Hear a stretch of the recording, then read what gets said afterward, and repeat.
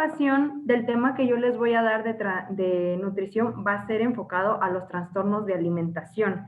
Y pues bueno, como lo tengo yo aquí, es un problema que va más allá de la comida. Bien, definición, creo que la mayoría lo definió bastante bien en sus actividades.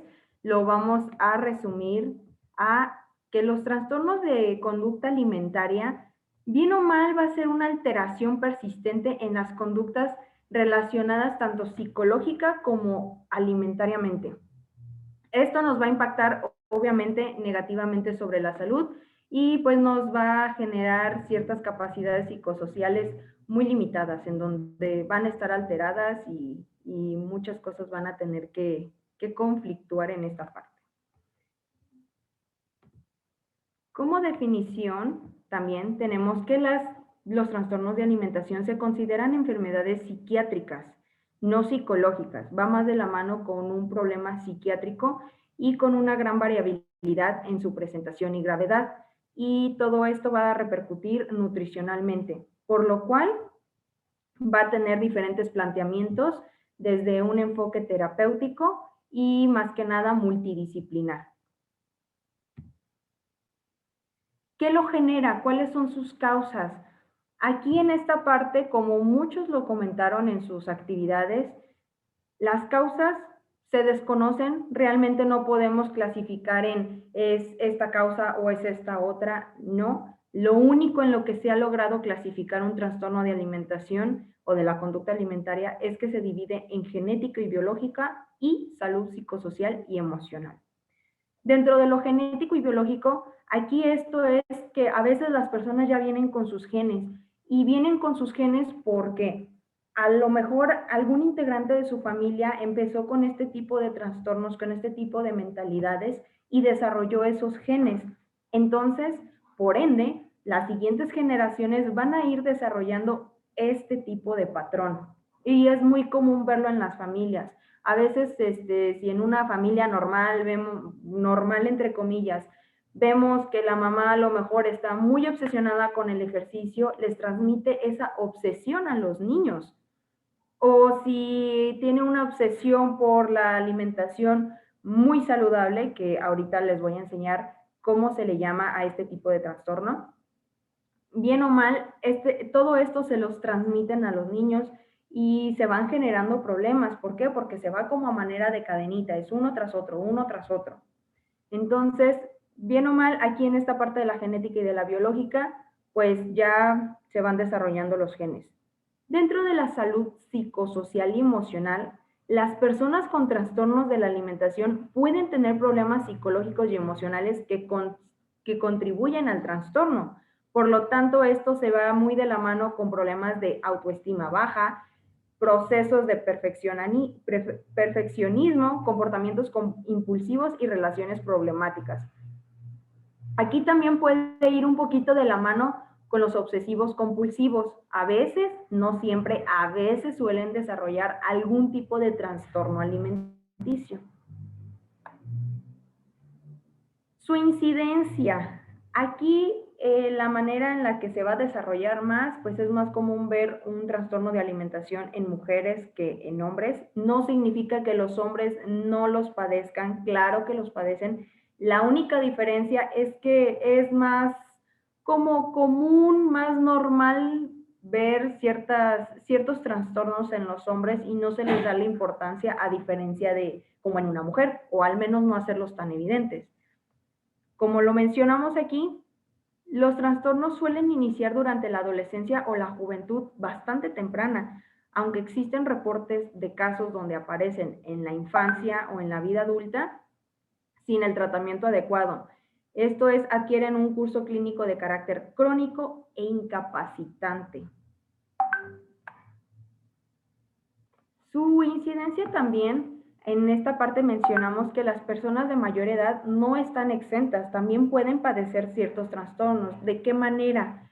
Desde el momento en el que, por el hecho de ya estar grandes, a veces la depresión, las tristezas, la soledad, el hecho de ya sentirse personas adultas y grandes, todo esto va a ir generando también un trastorno de alimentación a tal grado en donde ya no quieren comer y se van cada vez deteriorando más y esto pues obviamente les va a causar más problemas, no solamente a nivel digestivo, sino también en cuestión de absorción de nutrientes y deficiencias. Las edades de aparición o de inicio del trastorno van desde los 12 hasta los 25 años y la frecuencia aumenta entre los 12 y los 17. Claro, no hay que clasificar estas edades porque un trastorno de alimentación puede aparecer a cualquier edad. Hay casos de niñas o niños que empiezan con síntomas de la anorexia, con estos trastornos desde una edad demasiado temprana. Así que no hay que clasificarlos como tal de que desde los 12 hasta los 25, porque puede suceder a cualquier edad. Doctora, yo tuve un kinder durante 17 años y cuando hay niños, niñas en especial, que tienen hermanitas ya adolescentes de la edad entre los 17 en adelante, 16, yo tuve varios casos en el kinder de niñas que empezaron a dejar de comer porque las hermanas empiezan a tener ese tipo de problemas y como las escuchan, ellas también empiezan a somatizar y a tener los mismos trastornos. Aquí mi pregunta es, ¿cómo me puedo dar yo cuenta si tengo una hija de 12 años en adelante que empieza a tener ese tipo de trastornos, por ejemplo, como la anorexia o la bulimia? Creo que lo más evidente aquí, Martita, respondiendo a tu pregunta, es empiezan simplemente a dejar de comer. A veces lo hacen gradualmente, empiezan a quitar ciertos alimentos. Siempre van a optar por inclinarse a los carbohidratos. Pan, tortillas, dulces, cereales. Todo esto van a ir como que rechazándolos. Incluso las frutas y las verduras las empiezan a rechazar. Es algo muy evidente en los casos sobre todo de anorexia, donde empiezan a hacer este rechazo hacia los carbohidratos. Y en edad muy temprana es lo que se empieza a reflejar y es en lo que uno tiene que estar observando. Uno como mamá, digo, yo no lo soy, pero para las mamás esta recomendación se las doy. Siempre fíjense mucho en cómo están aceptando los alimentos sus niños, qué sí están comiendo, qué no están comiendo, y si algo lo están rechazando, pregunten por qué.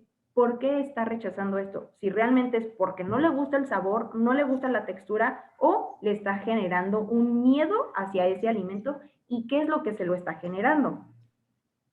Aquí recomienda, por ejemplo, en un caso de esos, que asistan al nutriólogo, pero también al psicólogo. Claro, sin duda alguna. Todo este tema de los trastornos de alimentación va de la mano con un médico, un nutriólogo y un psicólogo.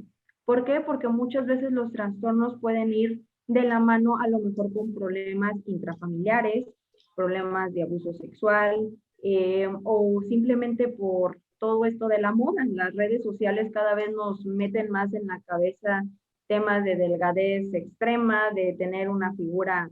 Ahorita con el tema también del fitness, ese es otro problema que está generando otro trastorno alimenticio. La vigorexia, ¿no? Vigorexia y ortorexia, sí. Bueno, entonces no practicaré ni uno ni otro. No se crea, doctor. Adelante, gracias. Todo con medida, Martita. Ok, gracias. Muy bien. Como factores de riesgo, aquí tenemos los factores biológicos. Como ya les mencionaba, existe la vulnerabilidad familiar. En el caso de la anorexia nerviosa, la genética parece explicar entre el 60 y el 70% de la vulnerabilidad a padecer el trastorno.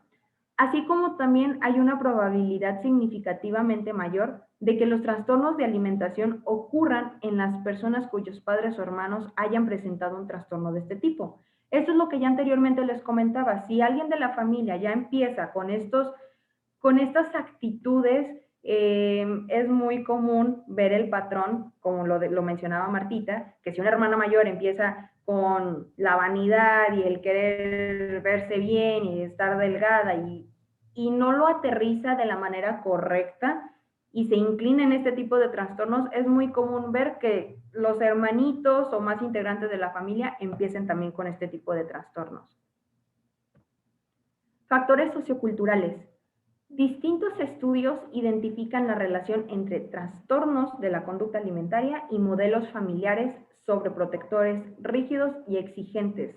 Muchas veces, díganme cuántas veces, incluso en sus mismas casas, que si tienen algún hijo que está en la etapa de adolescencia, yo lo viví, yo soy esa prueba de querer tener como esa rebeldía a veces con los padres, de que te imponen algo, te dicen algo, y están en todo su derecho, al final de cuentas son nuestros papás, pero a veces uno en esa etapa de adolescencia se quiere rebelar, que te dicen esto, y es cuando uno a veces opta por este tipo de trastornos. Que también, por otro lado, se encuentran los factores relacionados con el culto al cuerpo. Hay culturas en donde alaban, idolatran un aspecto demasiado delgado, como lo es, por ejemplo, en China y en ciertas partes del Oriente, en donde ellos quieren siempre estar delgados. O también tienen otra situación allá, que nada que ver con trastornos de alimentación, pero para ellos es muy bien visto que las mujeres tengan el pie chiquito. Incluso en cultura muy antigua, se vendaban el pie de tal manera que casi era así, un tamaño súper pequeño de su pie. Comentándoles lo siguiente, también puede ser por cuestiones del culto al cuerpo, o un ideal de belleza excesivamente delgado, como ya lo comentábamos, o todo influenciado por la moda. También otros factores están los psicológicos. Se ha asociado con los trastornos de conducta alimentaria los rasgos de personalidad de excesiva rigidez, perfeccionismo, depresión, trastorno obsesivo compulsivo, autoexigencia, retraimiento social y baja autoestima. Creo que de aquí, de todos los que más se suelen ver, es baja autoestima y tener una conducta obsesiva compulsiva, como ya se los comentaba. Todo esto, pues, de la mano de dificultades alimentarias que ya vengan a lo mejor en la familia. Otros acontecimientos vitales potencialmente estresantes, pues aquí va el tema de los abusos sexuales, que no necesariamente como tal un abuso tal cual sexual, sino un abuso en cuestión de reprimir demasiado a los niños, pues sí, también violaciones van de la mano. Pegarles mucho, tener este tipo de actitudes con los niños, genera también este tipo de trastornos. Y es muy común, llega un punto en el que se clasifican desde otra perspectiva, tanto la anorexia como la bulimia. Se dice que si tienes anorexia, tienes algún tipo de mala relación, ya sea con tu papá o con tu mamá, y que si tienes bulimia, de igual manera, o con algún otro integrante de tu familia.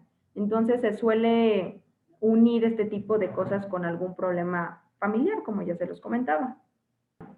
Dentro de los factores psicológicos también es muy común que el hecho de estar a dieta sea un factor de riesgo para padecer un trastorno de alimentación. El hambre afecta el cerebro e influye en los cambios del estado del ánimo, la rigidez en el pensamiento, la ansiedad y la reducción del apetito. Como aquí dice, existen pruebas contundentes de que muchos de los síntomas de un trastorno de la alimentación en realidad son síntomas de hambre, pero la gente se reprime por el hecho de tener miedo a subir de peso y engordar, pues se van generando estos problemas y se vuelve un círculo vicioso. ¿Qué complicaciones podemos encontrar? Definitivamente, algunas son mortales y si no se controla, es mortal.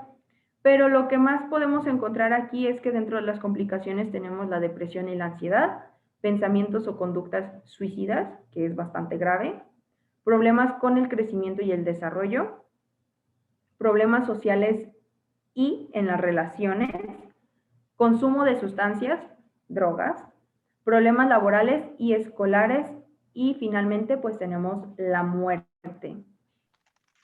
En cuestión de la prevención, ¿cómo vamos a prevenir un trastorno? Esto debe de realizarse en todos los niveles, en todas las personas, como lo comentábamos anteriormente. No es de clasificar de solamente con los niños, solamente con el adolescente o solamente con el adulto. Es a cualquier edad. Hay que tratar de dar información, tratar de educar y enseñar a las personas a que no le tengan miedo a la comida, a tratar de arreglar algún conflicto familiar para que no se siga generando este tipo de trastorno. Así es que aquí va muy de la mano con, pues, educadores, psicólogos, todo lo que tenga que ver con cuestión psicológica, que a lo mejor nos vaya formando y educando desde una edad muy temprana. Aquí estos tips que yo les recomiendo, pues aunque no hay manera segura de prevenir los trastornos de la alimentación, unas estrategias que ayudan a que los niños formen unas conductas alimentarias saludables sería realizando lo siguiente. Hay que evitar hacer dieta cuando estés con tu hijo. Si tú la quieres hacer, está bien, no hay ningún problema, pero hay que tratar de evitar decir ciertas palabras, como lo mencionaba hace rato Martita, de hacer dieta o es que, ay, estoy a dieta, porque a lo mejor le vas a generar a tu hijo esa curiosidad de, bueno, ¿y qué es dieta? Y el niño desde ahí va a pensar que dieta es a lo mejor tener un plan alimenticio bastante restrictivo y ya no va a tener el concepto adecuado que es de una dieta saludable. Va a tener una definición muy diferente. Entonces, los hábitos alimentarios familiares pueden influir en las relaciones que los niños tienen con los alimentos. Hay que hablar con nuestros hijos, ya que estamos en un mundo de tecnología bastante avanzado y que cada día salen y salen y salen más páginas que uno ni sabe, uno no puede ni monitorear. Pues hay que tratar de estar al pendiente de qué es lo que están viendo nuestros hijos en las redes sociales, a qué personas están siguiendo, qué es lo que publican estas personas, porque si nosotros no llevamos este control o no nos estamos fijando del contenido que están viendo nuestros hijos, es cuando suceden este tipo de problemas también. Así que hay que estar muy, muy al tanto de todo, porque si no, de lo contrario, van a empezar a tener percepciones equivocadas. Muy bien. Hay que cultivar y reforzar una imagen corporal saludable.